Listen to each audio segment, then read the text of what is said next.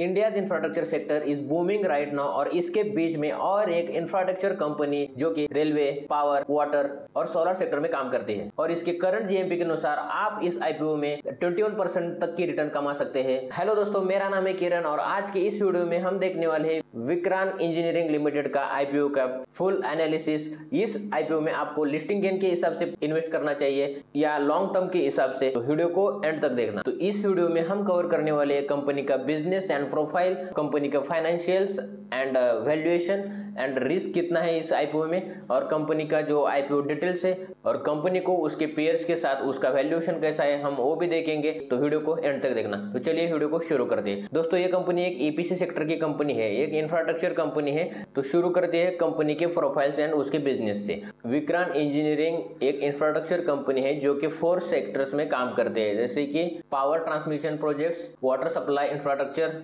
Railway electrification and solar EPC projects में काम करती है। इस कंपनी के मेजर क्लाइंट्स जो है स्टेट गवर्नमेंट एंड गवर्नमेंट के जो पीएसयूज होती है पब्लिक सेक्टर यूनिट्स, ये है जैसे कि NTPC, power grid, railway and other company जो कि गवर्नमेंट की है। इनका जो मेजॉरिटी ऑफ द रेवेन्यू आता है वो गवर्नमेंट प्रोजेक्ट से आता है। कंपनी ने अभी तक 45 प्रोजेक्ट्स कंप्लीट किए in 14 states of around 2000 crore value. अभी 44 प्रोजेक्ट्स ऑनगोइंग है अराउंड 16 स्टेट्स। कंपनी के जो कॉम्पिटिटर्स है Kalpataru projects, techno electric and engineering and KEC international. अब देखते हैं दोस्तों आईपीओ डिटेल्स क्या है। जो कंपनी का आईपीओ जो ओपन रहने वाला है वो 26 अगस्त से 29 अगस्त तक रहने वाला है और अलॉटमेंट हो जाएगा 1 सितंबर को।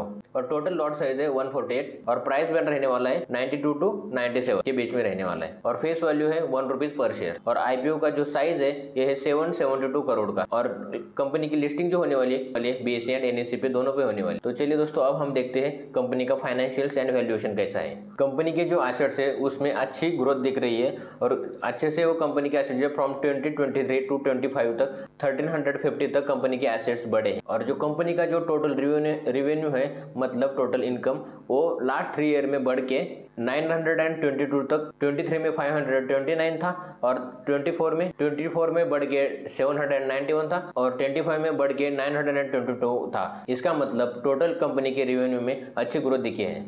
और कंपनी का जो प्रॉफिट आफ्टर टैक्स है मतलब नेट इनकम है फ्रॉम 23 टू 24 बहुत अच्छा ग्रोथ दिखाया था, लेकिन फ्रॉम 24 टू 25 स्लाइटली ग्रोथ हुई है लेकिन पॉजिटिवली है और अच्छे से ग्रोथ दिखाई दे रही है। और जो कंपनी की नेटवर्थ है वो एसेट्स एंड रेवेन्यू की तरह नेटवर्थ भी कंपनी की बढ़ी रही है। करंटली 2025 में कंपनी के पास 467 करोड़ के नेटवर्थ है, अच्छा पॉजिटिव पॉइंट है। और जो कंपनी के पास जो रिजर्व एंड सरप्लस है वो 2023 में 130 करोड़ थे और अभी 2025 में कंपनी के पास अराउंड 450 की रिजोर्स है, मतलब ह्यूज जंप दिखाई दे रहा है। इसके साथ कंपनी ने बोरोइंग भी की है। 2023 में 150 की बोरोइंग थी लेकिन 2025 तक 272 की बोरोइंग की है। इसका मतलब लेकिन कंपनी का जो सेक्टर भी है ईपीसी सेक्टर है, इसमें बोरोइंग करना पड़ता है, बड़े बड़े प्रोजेक्ट्स होते हैं और बड़े अमाउंट्स की जरूरत पड़ती है, इसलिए कंपनी को बोरोइंग भी करना पड़ता है। लेकिन कंपनी के पास जो एसेट्स है वो भी अच्छे है और कंपनी का जो रेवेन्यू भी है, प्रॉफिट भी है, वो भी इसके हिसाब से बढ़ता ही जा रहा है। लेकिन इसका मतलब बोरोइंग भी जो कंपनी के पास जो डेप्ट है वो इतना ज्यादा कोई इश्यू नहीं है। और जो कंपनी का जो आरओई है वो है 16.63%, जो कि एक अच्छा परसेंटेज है। और कंपनी का जो प्रॉफिट मार्जिन है वो 8 to 9% तक आता है, मतलब एक ऐसे इंफ्रास्ट्रक्चर कंपनी में ये प्रॉफिट मार्जिन ठीक है। कंपनी का जो पीई रेशियो है वो 22.38 तक चल रहा है और जो इंडस्ट्री का पीई रेशियो है वो 24.38 तक चल रहा है। इसका मतलब जो कंपनी का जो वैल्यूएशन है जो ओवरऑल इंडस्ट्री से थोड़ा कम ही है, मतलब कंपनी अभी अंडर वैल्यूड चल रही है, मतलब आगे जाके कंपनी में अच्छे से ग्रोथ दिखाई दे सकती है। अभी इस फाइनेंशियल्स में कंपनी का नेगेटिव पॉइंट थोड़ा एक ही दिख रहा है कि कंपनी के पास डेप्ट तो है लेकिन कंपनी की जो आईपीओ के पैसे जो ले रही है उससे कोई भी पास्ट का डेप्ट पे करने के लिए नहीं ले रही है। जो वर्किंग कैपिटल के लिए जो ऑनगोइंग प्रोजेक्ट्स है उनको फंड्स के लिए उनको फंडिंग करने के लिए ले रही है और जो एग्जिस्टिंग जो डेप्ट है वो पे करने के लिए नहीं ले रही। सिर्फ उतना एक ही नेगेटिव पॉइंट है, लेकिन सब इसमें फाइनेंशियल्स में तो ठीक ही नजर आ रहा है।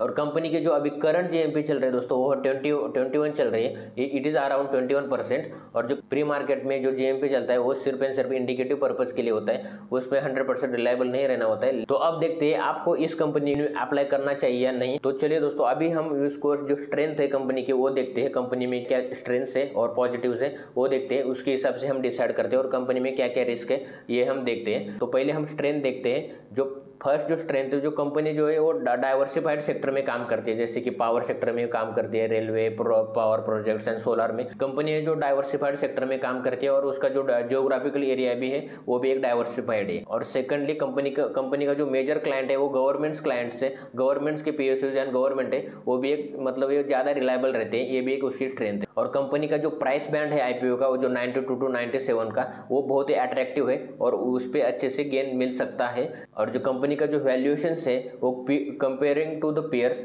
थोड़ा कम है, तो इसका मतलब ये भी एक कंपनी की अभी स्ट्रेंथ है। और कंपनी का जो अभी नेगेटिव पॉइंट ये कि नजर आ रहा है मुझे कि जो कंपनी अभी आईपीओ के पैसे से कोई भी जो एग्जिस्टिंग डेट वो पे नहीं कर रही है, सिर्फ उतना ही आता है, लेकिन कंपनी के जो ज्यादातर स्ट्रांग ही पॉइंट है।